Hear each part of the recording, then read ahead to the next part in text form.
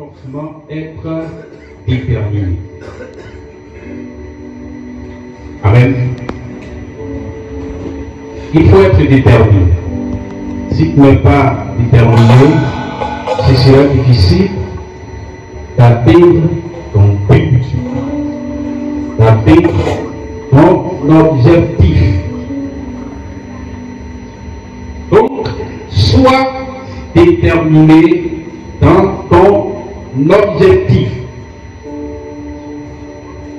Que ce soit pour le bien ou pour le mal. Il y a des gens qui peuvent atteindre leur objectif dans le mal. Vous comprenez?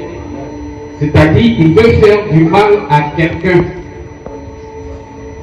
Il met toute sa foi, sa conviction pour atteindre ce but.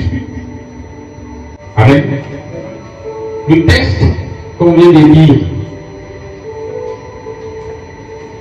nous parle d'un sujet très important. Nous connaissons tous l'histoire de cette femme. Cette femme qui depuis 12 ans perdait du sang. Les femmes savent ce que c'est. Perdre du sang chaque jour et pendant 12 ans. Donc, c'est pas n'importe quoi. Pendant plusieurs années, cette femme a traversé des difficultés, des problèmes. Et elle est passée partout.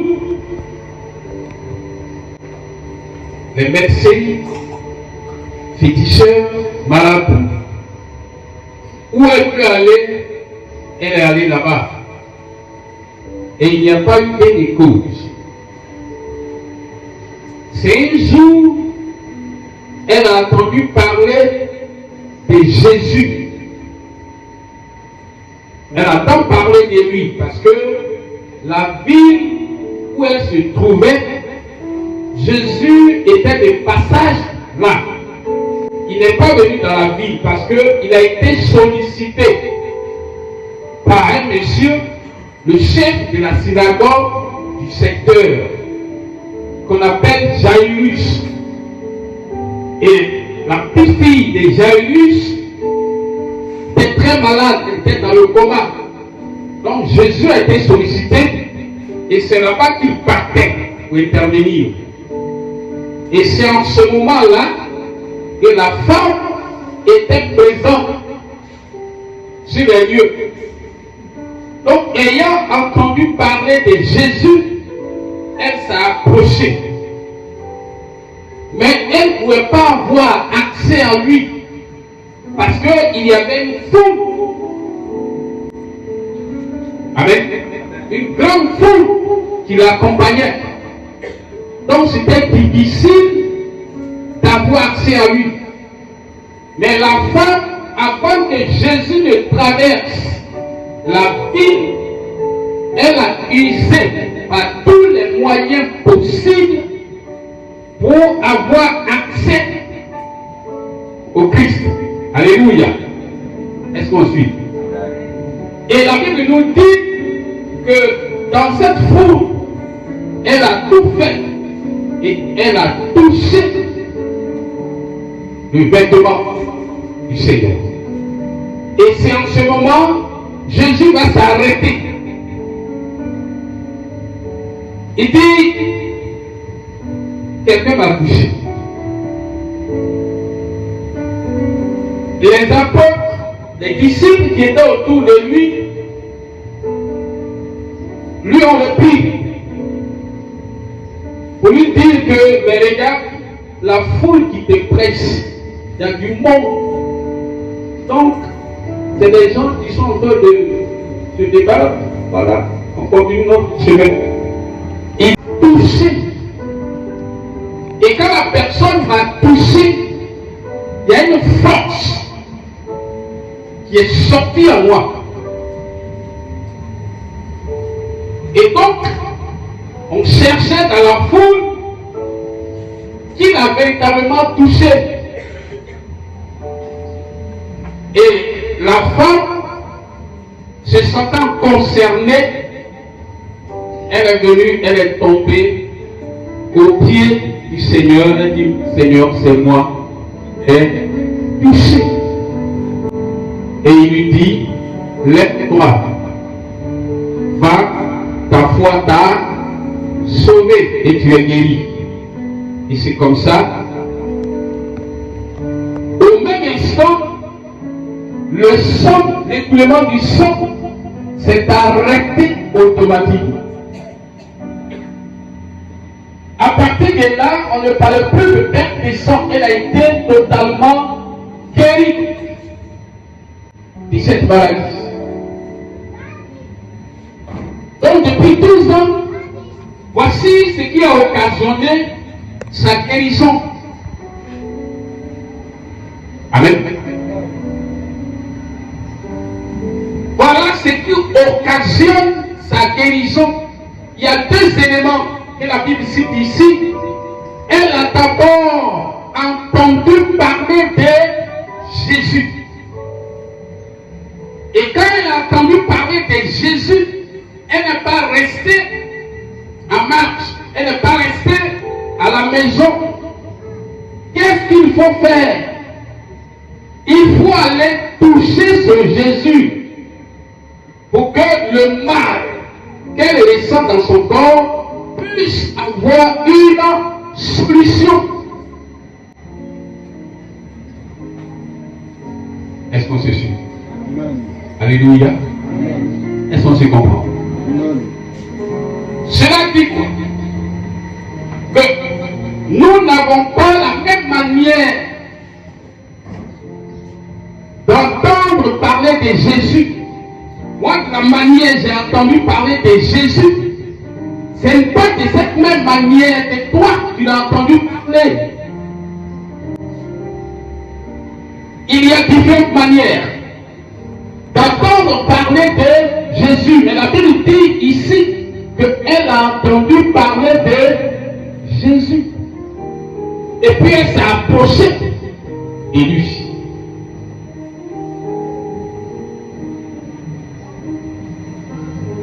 Beaucoup de personnes viennent à l'église.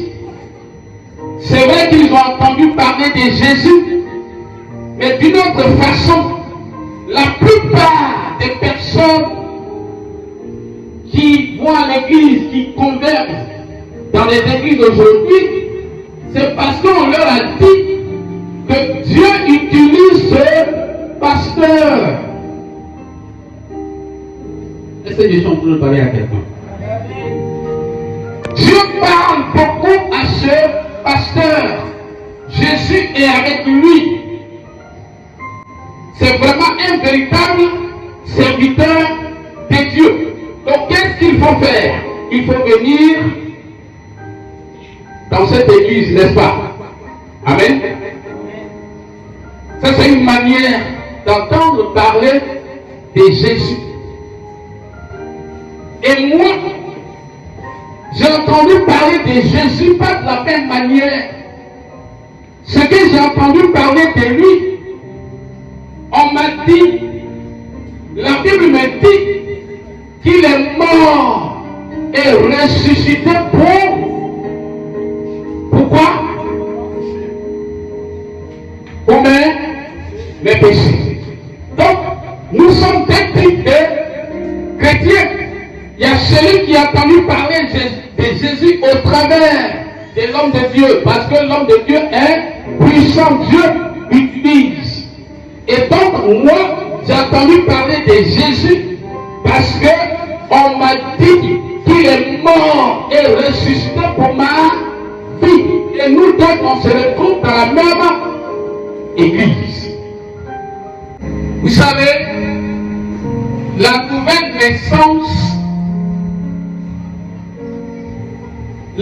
naissance, ce n'est pas de venir à l'église.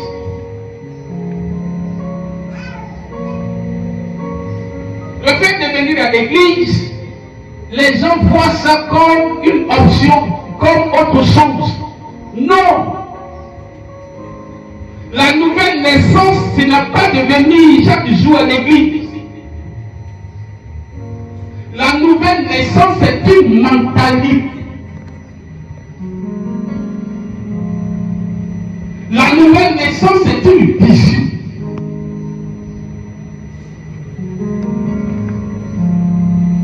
Si dans ta mentalité, si dans ta vision, il n'y a pas le Seigneur Jésus que tu dois atteindre, c'est que tu es là intimement. Chaque matin, je m'habille, je me parfume et je viens à l'église. Ce n'est pas la nouvelle naissance. Mais la nouvelle naissance, lorsque tu viens, tu cherches à atteindre un but. Il y a une vision que tu as qui t'a envoyé dans cette église. La vision qui t'envoie là, ce n'est pas parce que l'homme de Dieu prophétise. Ce n'est pas parce que Dieu utilise l'homme de Dieu, non. Lorsqu'on vient dans la présence de Dieu, il y a une vision qui nous envoie là. Et c'est dans cette vision qu'on doit atteindre l'objectif.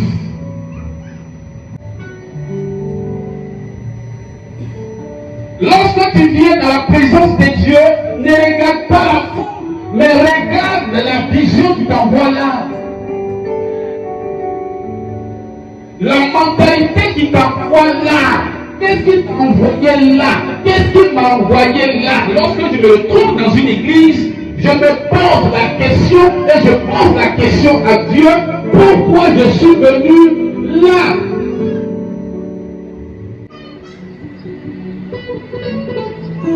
Amen. Je suis venu dire à quelqu'un d'être déterminé dans ton objectif.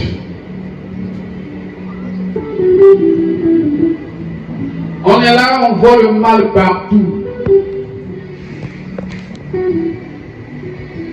On voit le mal partout, mais Jésus ne voyait pas le mal partout.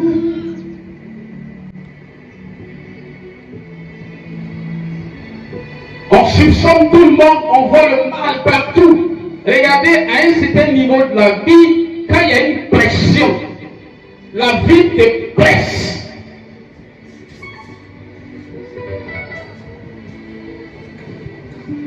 Tu risques de soupçonner tout le monde. Tu risques d'accuser tout le monde de sorcier. Même cette femme, lorsqu'elle est arrivée, lorsqu'elle est venue, les pierres n'ont pas vu son problème. Est-ce qu'ils ont vu son problème? Hein? Et voilà la femme, mais la femme souffrait. Dans son intérieur, elle avait des problèmes. Pierre, Jean, Jacques, tous ceux-là, ils étaient là. Mais ils n'ont pas vu le problème de la femme. Et il faut aller jusqu'au bout.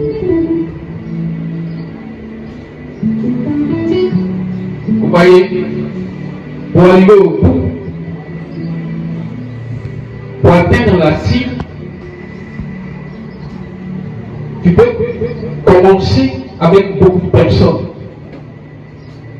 avec des soutiens, qui peuvent t'épauler.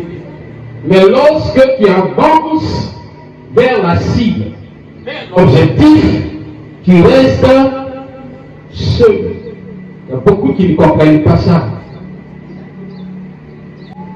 Parce que ceux qui t'accompagnent,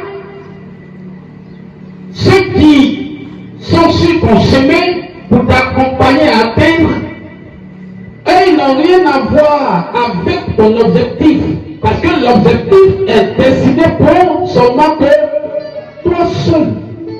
Donc, lorsque tu arrives à atteindre maintenant le but, tu restes seul.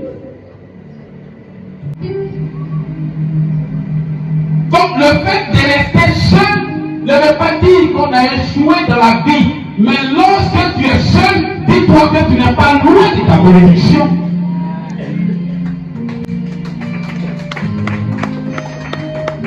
Dis-toi que tu n'es pas loin de ta cible.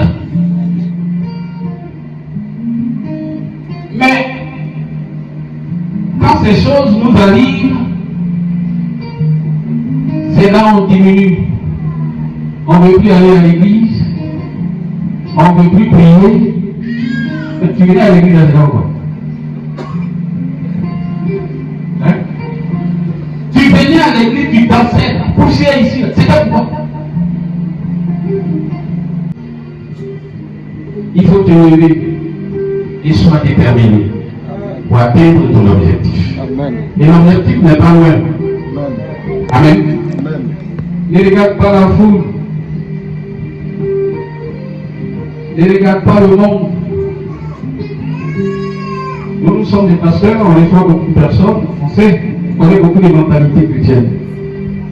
Il y a des gens qui viennent là, et ne vous voient même pas. Amen. Il ne voit que son problème depuis Dieu. Amen. Amen. On veut se retrouver dans les problèmes des autres. On fait un effort pour se mettre dans les problèmes des autres. Toi, tu as pour toi. Tu viens pas pour l'autre pour compléter. Pour finir, tu ne peux plus bien marcher. Tes pieds commencent à s'enfler. Disant, il a enflé comme ça. On dit, ouais, il y a le problème de tension. C'est pas tension. C'est parce que tu es chargé. Le Seigneur lui-même, il a dit, parce qu'il nous connaît. Il dit, laissez que moi. Vous tous qui êtes chargés et fatigués. Qui c'est ça? On est chargé de quoi? On est chargé de nous, nos problèmes. Et aussi, on est chargé des problèmes des autres. Tu crois en ce Dieu? Il va te donner la force pour que tu atteignes ton objectif. Il va te donner la force pour que tu ailles jusqu'au bout. Si celui qui parlait bien de toi hier et qu'aujourd'hui ne le fait pas, ne regarde pas ça. Amen. La nature. Si tu maîtrises ça, tu ne peux jamais souffrir. Tu vas bien respirer chaque jour. Amen. Parce que celui qui parlait mal de toi, ici aujourd'hui, et celui qui parlait bien de toi hier, aujourd'hui, il commence à parler mal, dis-toi que tu es proche de quelque chose. Que Dieu te donne la force. Que Dieu te donne la conviction. Que Dieu te donne la foi. Pour que tu arrives. Et j'ai cette conviction que tu vas arriver. Amen. Amen. J'ai cette conviction que tu vas arriver. On va se terminer.